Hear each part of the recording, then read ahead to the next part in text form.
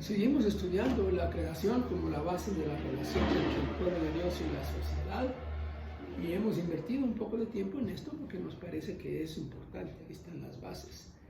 Ahora vamos a hablar del mandato cultural propiamente y vamos a decir unas cuantas cosas. Ya hemos mencionado algo del mandato cultural.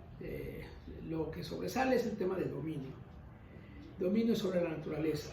El Señor le manda a Adán y Eva, al hombre y a la mujer, que ejerza dominio sobre la naturaleza, sobre la creación.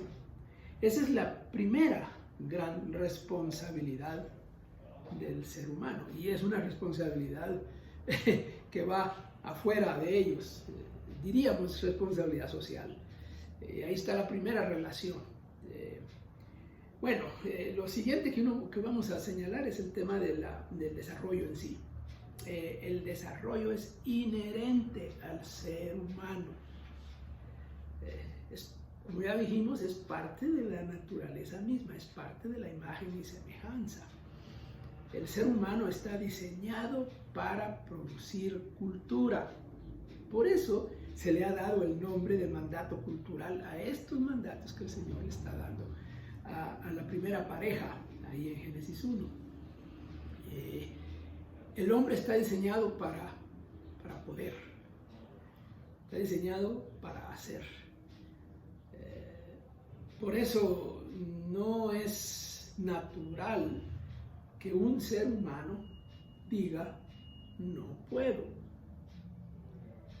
En cierto modo, la primera responsabilidad social nuestra es dignificar al ser humano, devolverle al ser humano esa dignidad que viene de la creación. El hombre puede desarrollarse porque está diseñado para eso. Sí, esto suena como un discurso motivacional, pero es que cuando uno lee las escrituras y las lee con ojos de la antropología bíblica, ¿no? De lo que la Biblia enseña sobre el ser humano, ahí está. El hombre está diseñado para poder, para crear, para hacer cultura, para producir, para desarrollarse. Y lo otro es el tema de las relaciones. Ya hablamos de la relación del ser humano con Dios, de la primera relación, pero está la relación entre los seres humanos, y la primera relación ahí es hombre-mujer. La relación hombre-mujer. El relato de la creación nos pone al hombre y mujer en un plano igual. Muchos leen el relato jerárquicamente, como que el relato está diciendo que hay un orden jerárquico en la creación. Y leen el relato así, de arriba para abajo. Dios, el ser humano varón, hombre, Adán, la mujer abajo y la creación abajo, como que fuera una línea vertical. Así. No, cuando yo leo el texto, yo veo, Dios sí, como creador, Él está ahí, arriba, pero hombre y mujer están en el mismo plano. El relato de la creación no pone al hombre por encima de la mujer, les da el mandato a ambos en igualdad de condiciones. Ambos son igualmente responsables del cuidado y del dominio de la creación. Ambos son virreyes, digamos, de la creación. Ambos son responsables de la creación, son responsables de desarrollarse, son responsables de crear cultura, son responsables del progreso y del desarrollo, ambos en el mismo plano. Esa visión jerárquica ahí no cabe. Algunos más bien la sacan del capítulo 2, que es el otro relato de la creación donde se describe la creación de Eva, ¿no? Y entonces de ese se saca el relato de la jerarquía. Bueno, si yo veo bien el relato de la creación, no está eso ahí. El ser humano es ser humano, hombre y mujer, imagen y semejanza de Dios en igualdad de condiciones. Ese es el diseño de la creación.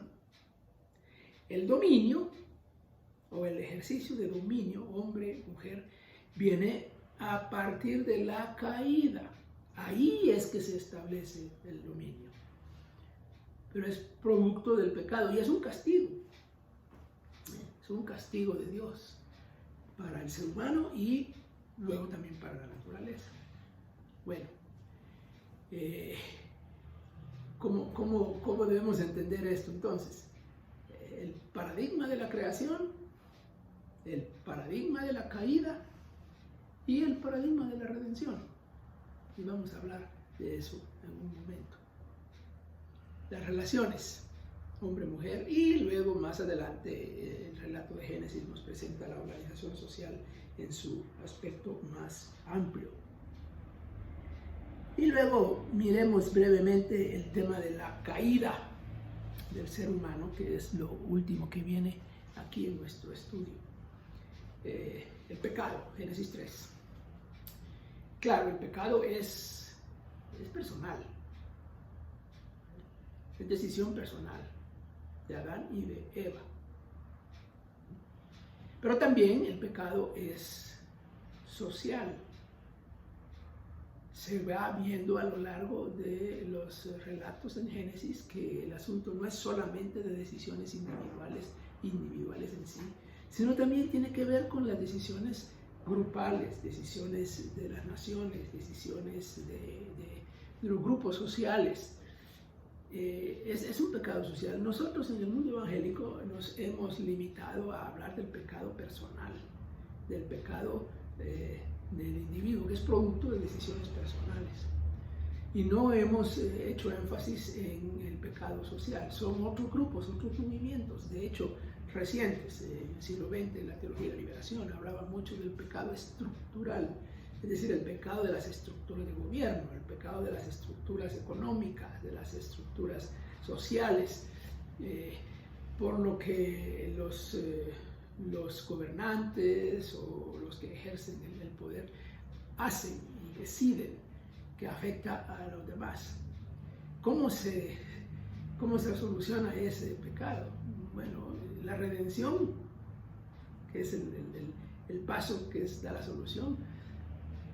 Para empezar, el juicio es individual, sí, pero el juicio también es social. Bueno, la creación sale afectada con el pecado del ser humano. La creación también es juzgada. Pero luego tenemos que ver que la redención también es personal y universal. Allá en el Nuevo Testamento encontramos expresiones de la redención. La creación gime por su liberación, dice Romanos 8. Esperando la liberación, esperando la redención. Es una redención escatológica. Toda la figura de cielos nuevos y tierras nuevas nos habla de esa redención cósmica, diríamos así, redención universal, algo de lo que no hablamos mucho nosotros. Por eso es que es importante hoy atender a las cuestiones sociales, atender las cuestiones de la creación, atender las cuestiones de la cultura, Dios redime eso también. Ese es parte del plan de Dios. Así que ya ven, la creación nos da bases para todo esto y muchas de esas cosas se desarrollarán de forma un poco más específica a medida que avanzamos en nuestro estudio. Por ahora dejamos aquí el tema de la creación que nos ha llevado un poco de tiempo, ¿no? Pero estuvo bueno y necesario.